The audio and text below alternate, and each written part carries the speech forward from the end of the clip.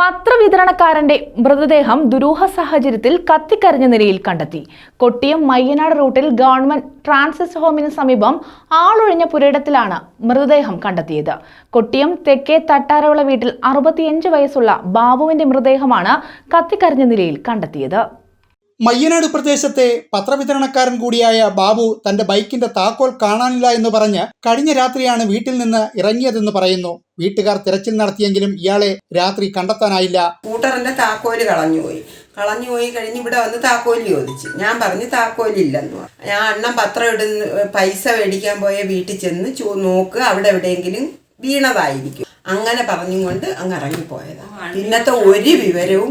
സമീപത്ത് ബാങ്കിൽ നിന്നും രാവിലെ പത്രം കിട്ടിയില്ല എന്ന് ഫോൺ വിളി വന്നപ്പോൾ ഭാര്യയാണ് പത്രം ബാങ്കിലെത്തിക്കാൻ ഇറങ്ങിത്തിരിച്ചത്. ഇതിനിടെയാണ് ബാബുവിന്റെ മൃതദേഹം കത്തിക്കരിഞ്ഞ നിലയിൽ ഭാര്യ കാണുന്നത്. താഴെ ചെന്ന് അവിടെ എല്ലാം നോക്കിയിട്ട് വന്നിട്ട് ചെറുകുളത്താൻ്റെ വൈദ്യശാല വരെ നോക്കി റോഡ് ക്രോസ് ചെയ്ത് അവിടെ നിന്ന് നടന്നു വന്നപ്പോൾ ഇങ്ങനെ നടന്നു വന്നപ്പോൾ ഈ അയ്യത്ത് ഇവിടെ ഈ പുരയിടത്തിൽ തന്നെ ഇങ്ങോട്ട് നടന്നു വന്നപ്പോഴത്തേക്ക് എന്താ ഇവിടെ എന്തുവാ കിടക്കുന്നത്, എന്തോ നമ്മൾ സാധാരണ നിറച്ച് കാടാന്ന് അവിടെ എന്തോ കിടക്കുന്നെന്ന് ഇങ്ങനെ ഞാനൊന്ന് നോക്കിയപ്പോഴത്തേക്ക് പിന്നെ എന്തോ ഒരു കയ്യെ ഞാൻ കണ്ടോളൂ. ഞാൻ പിന്നെ അങ്ങോട്ട് നോക്കിയില്ല. ഞാൻ ഇവിടെ വന്നിട്ട് പറഞ്ഞു, അമ്മച്ചി ആ പുരയിടത്തിൽ എന്തോ കിടക്കുന്ന എന്തോ ആണെന്നറിയാൻ വയ്യ, ഈ അണ്ണനെയും കാണുന്നില്ലല്ലേ. ഞാൻ അപ്പോഴേ മോനെ വിളിച്ചു പറഞ്ഞു. കൊട്ടിയം SHO സുനിലിന്റെ നേതൃത്വത്തിൽ പോലീസ് അന്വേഷണം ആരംഭിച്ചു. നിവിൻ ബാബു, നിബി ബാബു എന്നിവർ മക്കളാണ്.